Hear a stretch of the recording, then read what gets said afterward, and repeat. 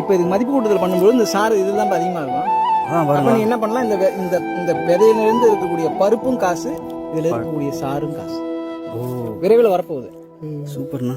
ஆனா ஒரு பழமே பாருங்களா, நம்ம ஒரு கைக்குள்ள வருது பாருங்க. இதை விட இன்னும் பெரிய பழங்களா இருக்கு. ஆனா எதனால ஆச்சு அப்படின்னு சொன்னா, முழுக்க ஒட்டு ரகங்கள் வந்ததுனால இந்த நாட்டு ரகங்கள் முழுக்க மறைஞ்சு போச்சு. அத்தனை ஆயிரக்கணக்கில் இருந்தது. அப்ப ஏக போகமா நம்ம ஒட்டு ரகத்துக்கு நாம எதிரி இல்லை. ஆனால் உள்ள கொண்டு வந்தோம்னா அதனுடைய பின்விளைவு, ஒவ்வொரு செயல்பாடுக்கும் எதிர்வினை உண்டு. ஒட்டு ரகத்தினுடைய எதிர்வினை என்ன அப்படின்னா நாட்டு ரகத்தினுடைய அழிவு. ஆனா ஒட்டு ரகத்துல எதுவுமே பெருசா வராது. இது ஏன் நீ ஒட்டு ரகமா ஆக்கலாம். அப்படியா? ஆக்கலாம்.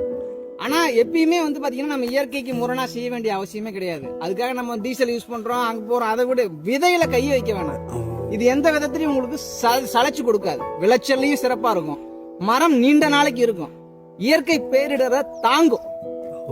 வேற என்ன வேணும்? அது போதுமே. இந்த ரகத்தை புதுசா கண்டுபிடிக்கிறதுக்கு நம்ம விஞ்ஞானி ஆக தேவையில்லை. அதுக்கு 1000 கோடிக்கணக்கில் செலவு பண்ண தேவையில்லை. இயற்கையே காலத்திற்கு ஏற்றவாறு ஒரு ரகத்தையும் உண்டு பண்ணும். அதான் இயற்கையினுடைய சிறப்பு. இது வெறும் பயிர்களுக்கு இல்ல, எல்லாத்துக்குமே, மரமட்டை அத்தனைக்குமே கால சூழலுக்கு எதிர்காலத்துக்கு தேவை மாதிரி இன்றைக்கு விதையை உற்பத்தி பண்ணும்.